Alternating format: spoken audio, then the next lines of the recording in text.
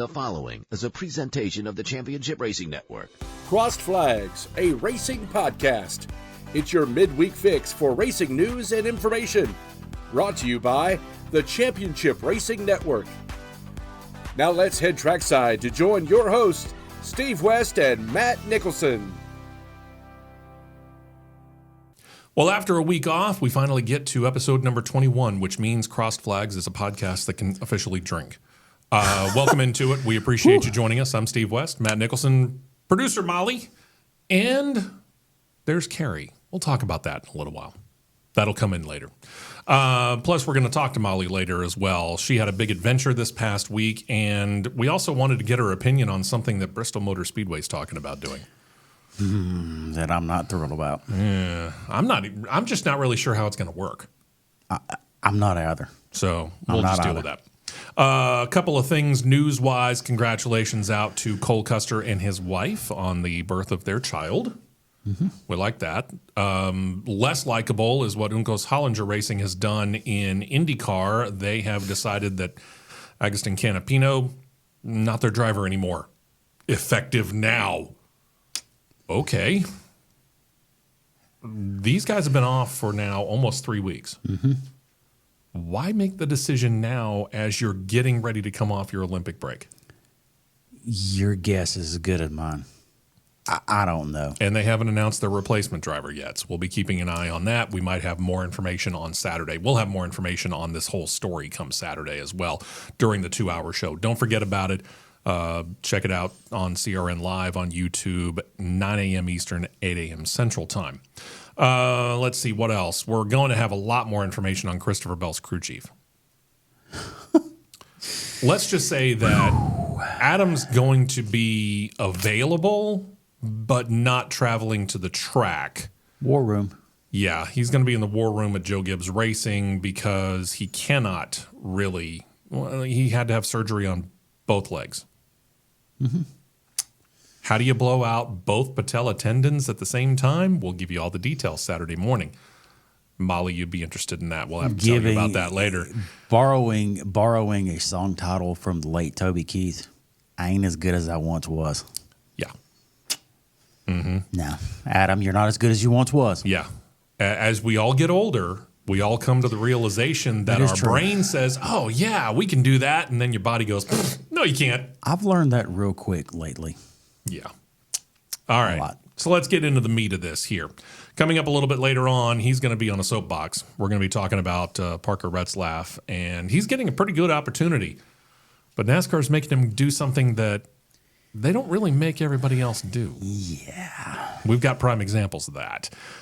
Then we're going to talk about Bristol Motor Speedway and things that they got going on, and that's where we'll bring Molly in. But first things first, a few weeks ago on this podcast, we started running down someone's idea of what a potential 2025 Cup Series schedule would look like. And we ripped it apart because it had races in both Montreal and Mexico City. It only had one Darlington race. I mean, the whole thing was just weird. Way too weird is probably the best way to put it. Earlier this week, just a couple of days ago, since we record this on Wednesday, we got a report from somebody they're pretty good inside the NASCAR reporting room, Jordan Bianchi, specifically of The Athletic, which they have come up with a deal that they work in conjunction with the New York Times. But he's claiming, say what you want about that. Yeah. He's come up with a report that claims he's got a leaked version of the 2025 Cup Series schedule. Now, I'm a little bit more inclined to believe that Jordan Bianchi might actually have it. But there's still questions that we have. And we're going to let you take a look at the playoff side of things first. Tentatively in air quotes. Yeah, and we say tentatively in air quotes because if you look at this very, very carefully, you start to realize that if this is true, this is indeed NASCAR going, yeah, we're willing to change things up. Here you go. Tentative playoff schedule. Would start the same time with the same race that we have been seeing, August 31st, Darlington Raceway. Save face from this year in the Olympic break. It goes back to your normal start next year of Darlington. Perfect. The thing Best about place it is, for it. And I have to admit, I haven't looked at this. Is August 31st the beginning of that weekend? Yes. Okay, because if August 31st is the date that they're purporting that the race is supposed to be going on, that's automatically wrong because that would be Labor Day weekend. If August 31st is the Friday of 2025, then we're good. So we're going to double check on that real quick. Double check that. But I'm sorry? August 31st is a Saturday. Okay, so that does make sense then. All right. So decent start. That's where we figure we usually are. Worldwide Tech Raceway at Gateway, that's a new addition, but not a bad addition to the playoffs. I don't have a problem with Worldwide Tech Raceway at Gateway being in there. You know, if you're going to change things up, go ahead and change things up. Put you in the St. Louis market, and then you go to Bristol on September 13th. Yeah, 31st is Sunday, yeah. Okay. Yeah. Yeah, we would talk about right on Labor Day weekend then. Again, you move in Worldwide Tech Raceway at Gateway. What you've done is you've moved out, in this case, Watkins Glen. I'm not so certain I'm big on that because I think in this, other than the Charlotte Roval, which it's not horrible, but at the same time, I don't really call it a road course. No. To me, you should have a dedicated road course in the playoffs. Yes. And then some. All right. So that brings us to round 2, September 21st. We go back up to New Hampshire, which means Atlanta's out of the playoffs. We knew Atlanta's going to be out based off of the in-season tournament starting. Yeah, which that's a weird thing. Then we go to Kansas. Then we go to Charlotte. Huh? That brings us to round 3. Because if you look at it, we've traded effectively rounds between Charlotte and Talladega. And they're putting Talladega in the final elimination round. Now, yes, it's in the middle, but woof. That big a wild card in the round of 8 between Vegas and Martinsville? The way they've adjusted the schedule now is it's back almost to where it originally started. Because it was originally in the weekend of Halloween. Oh, yeah. We had a ball with by the way. Oh, that was spectacular. We had so much fun dealing with what we called at that point in time Hallowdega. It was so much fun. It was a blast. It was. To be out at the track on that weekend. I mean, Talladega is a party place anyway, and then you add in the aspect of Halloween. Ooh, a lot of fun. So, yeah, I wouldn't have a problem bringing that part of it back. But anybody. But this is in the playoffs, man, Anybody within the state of Alabama that has a functioning brain cell. There's a few of us. 5th, 12th, 19th. 1, 2, 3. That is the third weekend in October. What else is on the third weekend in October in this state? It's a little rivalry game called the third Saturday in October. Might have heard of it. You may have heard of it, yeah. Yeah, you very likely have heard of it. Now, I have to admit, I don't know. Is that game here in Alabama or is that in Tennessee? That is going to be You're thinking here Tennessee? next year. Oh, so it's in Alabama in 25. Yeah. Oh. Okay. So Somebody's not looking at a calendar. So if we go and look, if the schedules mirror, which they should, if the schedules mirror, I don't need 2034 Auburn. 2024. You are planning ahead, aren't you? Yeah. I mean, there's planning ahead, and then there's planning ahead. Wow. Yeah, I'm still not happy that I'm not going to get to go to the Rose Bowl because they canceled that series. Anyways, let's see here. You would be looking to have Alabama having a home game Against Tennessee. and Auburn having a home game. Against? Missouri. That could be a pretty tough one, too. And we haven't even looked up UAB or Jacksonville State or Troy or Samford. And for that area, JSU is starting to draw bigger and bigger names into Amherst Stadium at Bill Burgess Field. Yeah. So, Which I is, got that right. what, 30 miles away from the track? If that much. If that much. So, If this holds, Real interesting. Ooh, the good old heart of Dixie that we live in is going to be awfully busy. Oh yeah, this will be the ultimate test on whether or not we have the ability to host multiple big events in this state. Yeah. If this part of it holds. Yep. Phoenix, we already knew that was something that had already been announced. This will be year 5. Yeah. For Phoenix. Yeah. So we're kind of wondering whether or not this is going to be longer term or whether they're already now starting to think it's about time to start rotating to different tracks. But see, with them starting to creep, of all places, creep Talladega down, is the old little rumor that you've been hearing they're going to start shuffling dates around, and could we be seeing a flirtation, which I would absolutely love it, a flirtation of the championship race here in our backyard? I would be ecstatic. Absolutely. And you got to realize NASCAR is going to be a lot like the NFL in this. They're going to want to make sure that whoever has the championship weekend is going to have decent weather. Sure. First weekend in November, yeah, we can get cool here in the state of Alabama, but we're not going to be dealing with snow or, really a whole lot of inclement weather. No. November 2nd is a pretty good time to be here in the state of Alabama. Sure. But do we really want to start the year at Daytona and end it by crowning the champion at the wild card of Talladega? I would. Talk about throwing everybody a major curveball. Is it any different than Daytona ending the regular season? Nope. No, that's true. No. So, it's not. yeah, if they want to put Talladega on championship, we're in. We had experience at championship weekend. We know how the flow goes. But there's only a few tracks. But you're trading New Hampshire for Homestead. Yeah. No, scratch that. You're changing Gateway for Homestead. Yeah. Atlanta, New Hampshire swap with the SMI connection. True.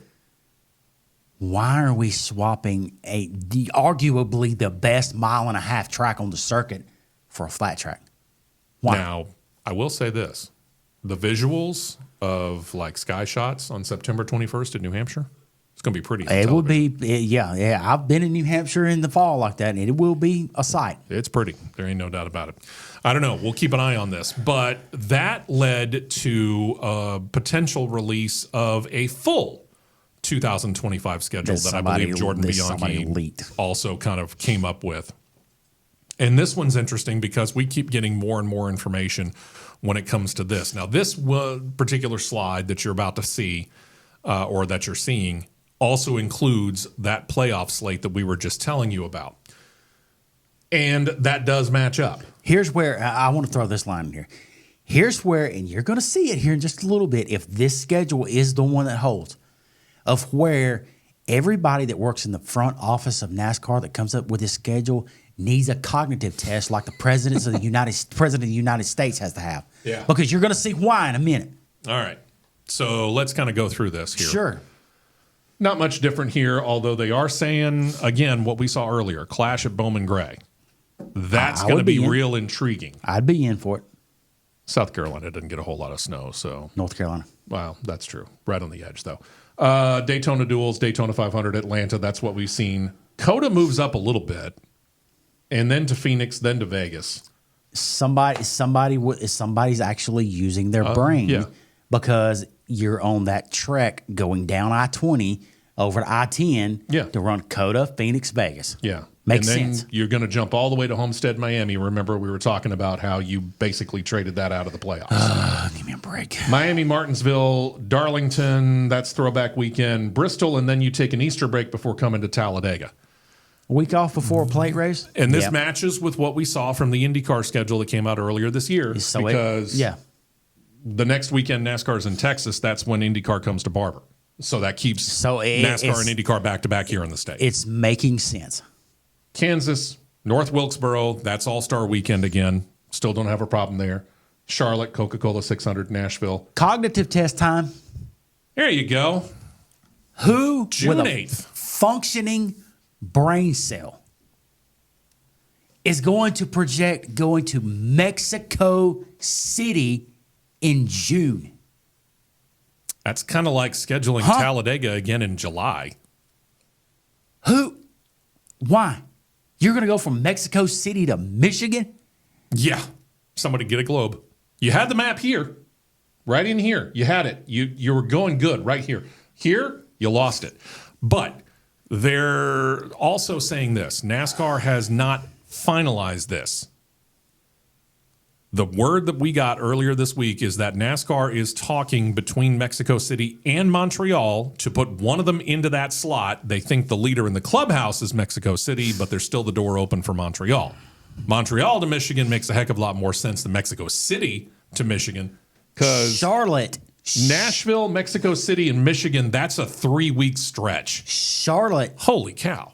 to Montreal makes more sense because I have had a personal conversation with a hauler driver that did drive back in the era when the Busch Series went to Mexico City for 3 years in a row. And he said that is the worst nightmare he has ever had to deal with because they had to run in convoys with Mexican state police and police of Mexico country, whatever they call them there. But law enforcement, federales, the law enforcement, because of drug cartels that was on the path from Brownsville, Texas, all the way to Mexico City. Sure. What are we doing? I don't know. I know that NASCAR's keen on doing an international race. Montreal. 6-8, June 8th. I'm sorry, I'm not going to Mexico. I'm going to Montreal. Plain and simple. Weather. It's going to be blisteringly hot in Mexico City. Pocono, Atlanta, Chicago on the July 4th weekend. That makes 3 years in a row for that. Then you go out to Sonoma and then all the way back across the country to Dover, Delaware. So the Amazon Prime stretch is going to start Charlotte, Nashville, Mexico City, Michigan, Pocono. Then the Time Warner Brothers stuff will start Atlanta because we established that's going to start at Atlanta, Chicago, Sonoma, Dover, and Indy, Brickyard 400. Notice it says oval. That goes back to a deal that was signed within the last couple of weeks with PPG Paints to be the title sponsor of the Brickyard 400. So we know for the next few years we're going to be on the oval at Indianapolis. So Fox gave up the 600. Yep. NBC's actually given up Indianapolis and Chicago. Yeah, they are. Then we go back to NBC to pick up the end of it.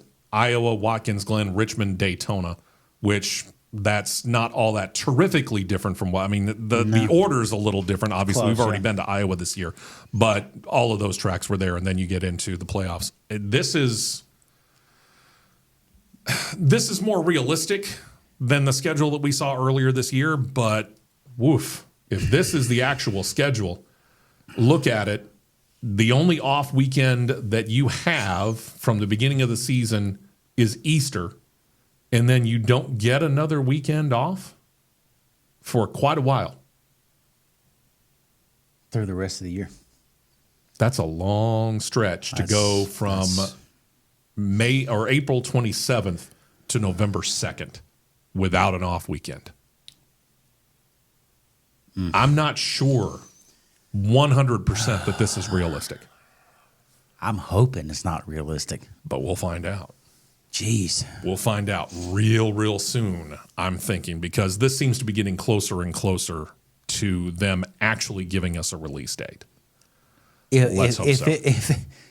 If Mexico City goes on June the 8th, like it's projected, let's use that word, and it goes through, whoever finalizes the schedule and whoever discusses the schedule and lines up the dates needs to be banned out of the building in Charlotte. This is ridiculous. Time will tell. Again, we'll keep you updated on it. Who knows? We might have more information by this Saturday. And if we do, we'll have it on CRM. Then we go to another situation that we kind of are raising our eyebrows about. There's a bunch of young kids down there in both the Xfinity Series and the Craftsman Truck Series who are going to get really close looks here as we go on towards the end of the year. Whether or not they are moving up from trucks to Xfinity or Xfinity and getting a ride maybe in a Cup Series race. although those opportunities are running out slowly but surely. One of those guys is a guy who we're about to show you a picture of. His name is Parker Retzlaff. Parker Retzlaff is a pretty talented young kid, and he's done pretty well for himself down in the Truck Series, and he's proven to be in just a couple of starts, an okay Xfinity Series racer as well. He's held his own for now a year and a half in Xfinity. He's going to get a chance in just, I don't even know when it is. I'll let you say when the chance is and all that. Daytona is his, well, was, keyword, was his first scheduled Cup start. Mm-hmm. But now the, what's a good word I could use here? The powers that be? Well, the cockamamie powers that be decides he needs to make a Cup start before he runs in Daytona. Why? So he's going to now run, and of all cars, Carl Long's MBM 66 car, which is a Ford, and he's with Chevrolet in Xfinity, at Richmond. Okay, let's back this up here. Who else had their first career Cup Series starts on a super speedway? Let's see here. Been a few. Harrison Burton, Riley Herbst, Travis Pastrana, just to name a few. How is he any different from them? He's not. He's been at Daytona. Why do we? He's been at Talladega. Why? Oh, he's held his own. I've seen that 31 car be out front at Talladega multiple times that he's in. And by this photo, this would be my reaction too, knowing if I had to drive the MBM Cup car just to be like, oh, he's got to start. He's clear to run Daytona.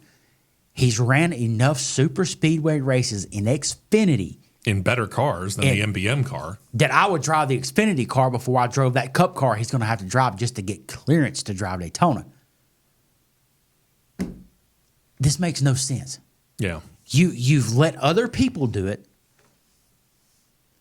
Herbst, Pastrana, Burton, just to name a few. But he's got to just get a start at a short track just to be able to run Daytona. I remember this from the first time that I had an experience of working at Talladega. I was working for a local radio station over there. And I happened to get the opportunity to be a pit road reporter during the ARCA Series race, and I was the one that did the Victory Lane interview. Well, the winner happened to be a guy who you've probably heard of. His name is Joey Logano. Joey Logano had to run that ARCA Series race that year, 2005, I think it was. It was. And he had to run that ARCA Series race so that he could get the clearance to race the upper levels of NASCAR. I get it. If you have not been there and you don't have a significant amount of time behind a wheel of a NASCAR truck, Xfinity, or Cup Series car, yeah, they want to make sure that you can hold your own. ARCA is the best way to go. And you can do that. Well, ARCA is not joining them at Daytona, so that's out. But again, Parker Retzlaff has been running full-time in NASCAR the last couple of years. Has held his own at both Daytona and Talladega in trucks and/or Xfinity. Why are we making him run another Cup Series race before he gets into the Cup Series race at Daytona? It's not that much different. I'm sorry, it's not. What's he going to learn in a Cup Series car at Richmond that's going to help him at Daytona? Nothing. Bob, I would like to wager $1 on nothing. Nothing. And there is no correlation between the MBM car he's going to drive and the Chevrolet that he's going to drive later at Daytona. There's really not. I'm sorry. So we can let, and I can think back through the years, we can let, well, we make a Formula One world champion make a stock car start in ARCA, of all things, before he has to run Cup. Parker Retzlaff ran through, and he ran the chain, and I call it the chain in Xfinity. You make a short track start to get cleared to do an intermediate. You make an intermediate start to get cleared to do a super speedway. You step the chain up. But he's done that. He's got 2, 4, 6 super speedway races in Xfinity. But we got to make him, and he's finished, I think he's finished all of them, if I'm not mistaken. But we're gonna make him run a Cup start before he runs at Daytona. And the car he will run at Daytona will run circles around the car he's going to get into this weekend. Yeah. So this makes no sense. If you do it for one, why are we not doing it and following protocol for everybody? Yeah. This goes back to us and a consistent thing here. Molly probably can actually quote this by now. Just be consistent with the application of the rules. Consistency. You're going to do it for one, do it for everybody. If you're not going to do it for one, don't do it for anybody else. Be consistent. Like if I'm in this scenario, if I'm the car owner and I'm getting ready to put either Molly, Carrie, or Steve in my car at a super speedway. Let's say Talladega. Okay? But they've got to run. They got to make one Cup Series. They got to miss one Cup Series start at a short track just to be able to get cleared. Okay. Either one of them, they've got multiple Xfinity Series starts on super speedways and have finished. But you've got these other ones like names I've named off: Herbst, Pastrana, Burton, and I know there's several others. Mm-hmm. They got to do that first. No. Mm-mm. If they didn't have to do it, they can get in my car because their seat is already set in my car. When it goes on the lift gate, we're going to Talladega. Or Daytona. Doesn't matter. Within your protocols that you have set. If one has to do it, everybody should have to do it. Yeah. This is a weird precedent that NASCAR's setting with this particular ruling here because it goes against everything that they have been doing in the past. If I signed a contract tomorrow, which that'd be great if I did. Mm-hmm. If I signed a contract tomorrow and either Molly, Carrie, or Steve comes up and puts a contract in front of me, like, hey, I want you to drive my car, Talladega. We're going to be the 39th entry. We're guaranteed a starting spot. I want you to drive the car. Great. Give me the pin. Wait a minute. I don't have the protocol and the clearances to run super speedways yet. I've only ran short tracks. Can we figure out a way to let me run, let's say, hypothetically, ARCA was still running in the fall like they always used to. Mm. Put me a car, get me in the ARCA car, let me follow the protocol, do it the right way, finish the race. It don't matter if I ride, which I'm going to go for the win, but it don't matter if I ride. They clear me to go. I'll drive the Cup race on Sunday. All right?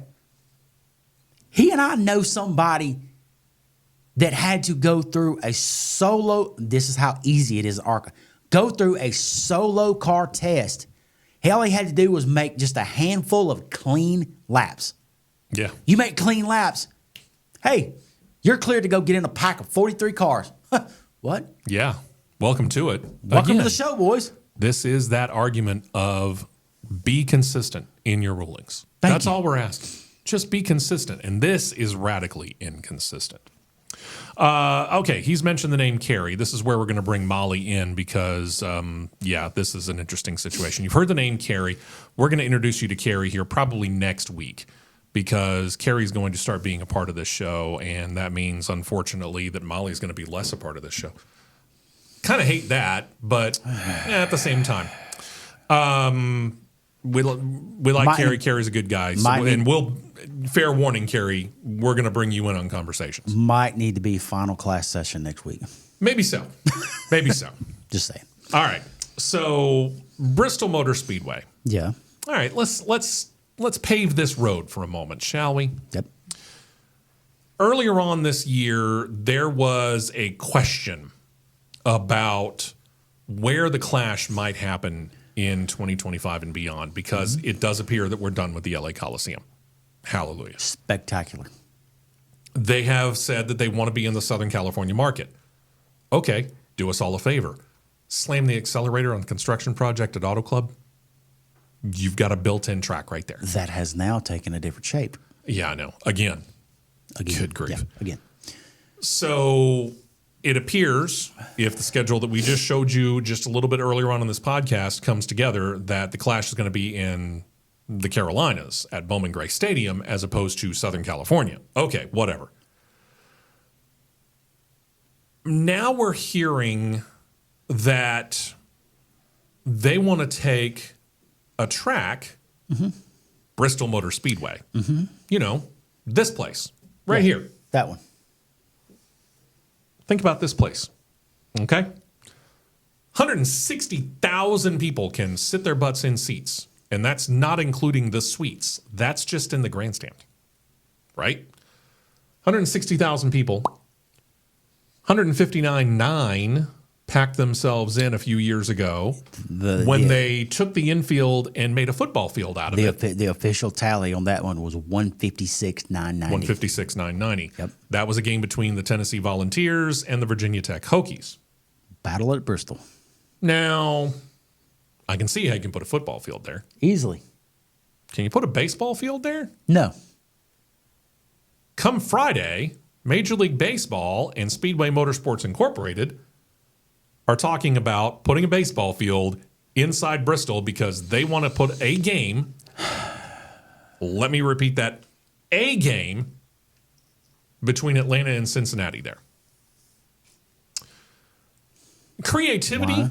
massive credit. Why? I'll give you massive credit for the creativity, the idea of taking an unusual place and putting a Major League Baseball game there. Okay, sure. I mean, we saw them do the Field of Dreams out at Iowa. Kind of a neat thing. Yep. We have seen them right here in our own backyard. Rickwood Field here in Birmingham earlier on this year. San Francisco Giants versus the St. Louis Cardinals. Neat to be able to put it in a different place. This right here is inventive on the part of both SMI and Major League Baseball. This cannot be how this field is going to be. No, somebody got cute. Yeah, Let's say somebody that. got real Somebody cute. got real cute and tried to scale it and said that the corners are 320. Here's your problem with that. Those pit walls of where the foul lines run up to, they're fixed. Yeah, they don't move. They are fixed. They don't move. Okay. And they're claiming that that's 320? Said it's 320. Yeah, I don't buy it. I'm not sure. But right there in the middle, the football field lines up fantastic. It's great. But baseball field? Huh? You're going to have to roll synthetic turf out because you can't plant grass. No, definitely not. So, Molly, that brings us to you. Sorry, it's not Detroit playing. That's okay. I prefer it's not. Honestly. Well, yeah. Again, this, from what they're saying, maybe Atlanta versus Cincinnati. Yep. And again, I don't really, I give them points for creativity, but in my mind, I mean, I look at this and I remember seeing pictures of when the Angels first came in and they started playing in the LA Coliseum. Sorry, I do that Mausoleum. every time. The LA Mausoleum. Definitely not a facility made for baseball. No. So what they had to do was create their own version of a green monster in left field when they were playing at the LA Coliseum and have this humongously tall net. To me, it would make more sense to have home plate shifted over on the other side of the building that they're represented here, if that's where they were going to put the field. That's the media center. Yeah. You shift home plate there and you turn the whole thing. Yeah.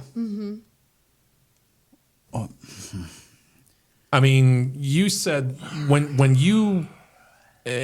we kind of all sent text messages about this, you said you looked up the storyline. And I know immediately you got an opinion on this. So by all means, the floor is yours. Well, so right after y'all texted me about this headline that was going to make my eyes pop out of my head, I didn't look it up, but I did go to Twitter because you can find everything on Twitter. Sure. Yeah. And sure enough, it was like the first thing that popped up when I refreshed the page. Not and shocked. I didn't see the way that they were going to set it up. I just saw like the headline itself. And I just remember thinking, what are you going to do for turf? Was the first thing for the actual One. field. Yeah. B, what are you going to do about the outfield wall? True. Yeah. Because you got to construct the batter's eye in center field. Exactly. And I just, it brought me back to the battle at Bristol. When was that, 2015, 2016? Something like that, yeah. Yeah. And that somewhere was in that area. awesome. But again, it was a football field. The dimensions of a football field are very, very, very different from a baseball field. And let's face it, you saw the infield on the previous picture. It fits inside that infield at Bristol perfectly. Perfectly. But again, just looking at that outfield wall kind of gives me a headache. But you have another thing you got to factor in too now. You have this gigantic, unless you've never seen it before with your own eyes, you really can't scope how big this is. The gigantic jumbotrons in the infield, Colossus, they're on cables that are literally that wide, that big. Yeah. Suspended right over the The thing middle. weighs like, what, 2 million pounds? Something like that. You got to get that out of the way Yeah, it's suspended literally right Yeah, over it's the suspended. top of the infield. Oh, on yeah. cables. Yeah. Coming out of each corner of the turns, there are towers that are huge. Because if you leave that there, that automatically becomes Oh, yeah. target Oh, practice yeah, that's going to get hit. for every hitter. They're going to be going, okay, I want to try and hit that thing. Do we know how deep the outfield, have they actually come out with an exact We number haven't yet? heard anything on the dimensions The of the field or official- how it's going to be laid The out. official announcement hits Friday. They got a press Okay. conference scheduled Friday. So I'm anxious to see how the layout's going to be, the dimensions of the field, how they're going to construct this, that, or the other, because I can see what they're trying to do. They're trying to get a world record for attendance for a baseball game. Sure. I And could- fine. If that's what you want to do, knock yourself out. I could see it. I don't see it hitting the official seating capacity of Bristol now, which is 143. I'd be surprised. I'd be surprised. I could see 80.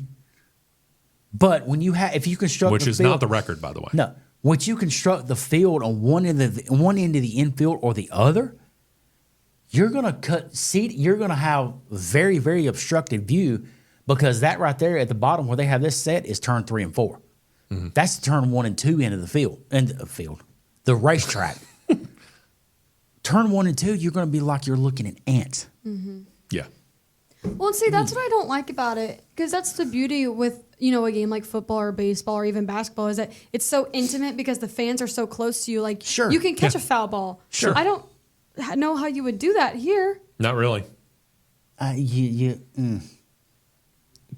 the way, for those of you that don't know, to break the record in Major League Baseball, it's a preseason game, but still, to break the record for a Major League Baseball game, officially noted, it belongs to, I think, I can't remember the year, 2008, if I remember right, between the Boston Red Sox and the LA Dodgers, when in spring training, they were just about to break spring training, and they played a game in the LA Mausoleum, Coliseum, that thing out there. 110,000 people showed up. Okay. But it was because you were dealing with the Dodgers, and everybody in LA loves the Dodgers, and the Red Sox had just come off a run of 4 years where they'd won 2 World Series. So being able to see the Red Sox play the Dodgers, not a regular thing anyway, they all came out in droves to go see that. And again, 110,000 for a spring training game. Atlanta and Cincinnati? 115,300. Okay, there you go. I don't know. Atlanta, Cincinnati? Are Atlanta people going to be willing to drive to Bristol? Are we going to call this the battle at I-75? Are Cincinnati people going to be willing to drive to Bristol? Because that's what you got to find out. There are teams that will travel. Sure. Are Atlanta and Cincinnati them? But by technicality, your closest team in region would be Washington. Yeah, you're splitting the difference between You would be Washington and Atlanta. Yeah. So Atlanta is 5 hours and 16 minutes away from Yeah. the Speedway. Depending on what the day is. And again, they're not talking, from what we understand right now, they're not talking about doing a weekend series. They're talking about doing this as a one-off game. And Cincinnati is 5 hours and 26 minutes. Okay, That's so it's dead split. It's Yeah, dead it's pretty split. I'll even. give them It's a that. dead split. But at the same time, are these fan bases willing to travel 5.5 hours one way to go to a baseball game at a racetrack where your sight lines are, we'll just say questionable? I'll give it to you. You're wearing a Detroit Tigers shirt. I am. Let's presume that this was a game between Detroit and fill in your whatever opponent you want to put in. Okay. It's, 6 hours, give or take, from Birmingham to get to Bristol. I'll give you the reference point from my driveway to Bristol is 5 hours and 2 minutes. Okay. Would you, Molly, be willing, if this was Detroit versus fill in the blank, to drive to Bristol to watch this? See, I think me and my family would go just because, like I said, we grew up Tigers fans. And growing up in Michigan, part of my life, we don't, so what'd you say, 6 hours from here? We don't see that as a far drive. Okay. Like, we can do that in a day. So we would probably go for the experience. But I just mapped it, and it's 9 hours and 21 minutes. So I don't know how many Detroit fans would. I'm not saying they wouldn't. It's just a long way to go. You would see a lot of charter flights going into McGee Tyson in Knoxville. Yeah, You'd see a lot. I imagine you would, and you wouldn't be able to get a rental car out of Knoxville either. Or not Knoxville, Tri-City. Well, yeah. Bristol. And there ain't that many rental cars available in the Tri-Cities area. Again, this is one of those things where we had to bring Molly in because it is a question. It's a curiosity to put a baseball field in the middle of a racetrack. I don't think that's the actual layout. No. I'd be surprised if it is. And I'll be interested to see what they do with this. And, we may be able to we'll certainly talk about this more on Saturday during the full 2-hour show. You guys just see me wipe my eyes. That's what I'm thinking about it. And we will probably bring this back up again next week. And that's because next week may be one of the last times that you're our producer. Unfortunately, yes. I'll say this, because yeah, things can obviously change. Carrie needs time off or something like that. You're the backup at that point in time. You're the primary. You're training him, but you would become his backup, I guess, at that point in time. I've been demoted to second string. But we will say this wonderful little room that we've had pretty much to ourselves here since we started this 21 shows. And I don't know, it's been longer than that because we've had a couple of weeks off. So about 24 weeks ago, we no longer have it to ourselves, which is good news for our home base here at Cumulus, and we like that because that means this is getting busier. But it does mean that things change and we'll be moving. But I will ask this. Heard you got all greasy over the weekend. You still got any on you? Have a hard time getting the grease off of you? No, I'm good now. My body clock is right again. Okay. She wasn't actually working on a car. She went to Greece. In Turkey. And Turkey. Okay. Aha. Wow. All right, then. So give us a real quick kind of overview. What all did you do? So my mom and I, we did a girls' trip. We made my dad stay at home because it had been a while since we had done one. And we started out in Athens, and we did a cruise through like the Aegean. And I think it's part of the Mediterranean, yeah. Technically, but it's mostly the Aegean Sea. We poured out of Athens, and so the day we docked, we did a full day in Athens. The touristy, the Parthenon, all that stuff. The first day we were in Crete, and then we went to Rhodes, then we went to Santorini, then we went to Kusadasi, then we went to Istanbul, and then we went to Mykonos, and then we went back to Athens. That's quite the trek right there. It was. We were exhausted. I bet. But you had a was good time. So much fun. Cool. So much fun. All right. We'll have to see pictures at some point in time. I took like 2,000. I'm not surprised. I may not look at all 2,000, but yeah, I'd be interested to see some of the pictures of all that stuff. Yeah. Very, very cool. Glad to have you back next week because it'll be what we think will be one of the last times. Yeah. We will do part 3 of the education of young Molly. Final test. Yeah. We'll see what it is that she's got when it comes to that and how much she's picked up. So Matt and I might have a little quiz for you. Oh, no. Here's what I'm going to give you as homework. Okay. Because I know that you do reviews for 3 Man Front on Jocks. You have to, between now and next Wednesday, you have to watch Days of Thunder. I'll see if let me write that down. I'll see if I can find it. You must watch it. That is your homework from this. We don't give you homework on this podcast. So we're giving you homework. You must watch Days of Thunder between now and next Wednesday so that we can get Molly's review on it. I'm putting it in my calendar right now. And there is a line in the movie that is my favorite line, and we'll see if she can pick up on it. There you go. All right. It's the line. Thank you so much for checking us out. Next week, we'll not only do the education of young Molly Part 3, we will introduce you officially to Carrie. Y'all have a fantastic week. Join us on Saturday, again, 9 a.m. Eastern, 8 a.m. Central Time, CRN Live on YouTube. Make sure you join us there because we're going to have a whole lot more information about this as it gets announced on Friday, and hopefully we'll have more information on things like the 2025 schedule. And he's only joining us for a couple of segments because you've got some football to deal with. Yeah, football season starts for the little fellas next week. Or this week, excuse me. He'll be joining us by phone because he's got an early game on Saturday. But don't forget, join us then, and don't forget about joining us next week. We'll be back, we think, on Wednesday, all things being equal. Here's a good segue to that. I get the Jefferson Pilot kickoff Saturday. There you go. Y'all have a fantastic time. We'll talk to you Saturday and next Wednesday on CRN and Crossed Flags.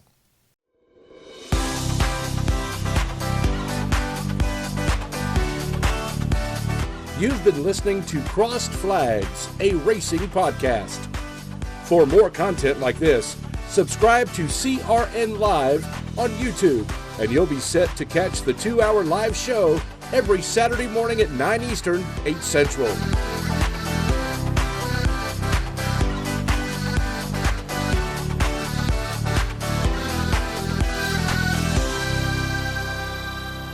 This has been a presentation of the Championship Racing Network.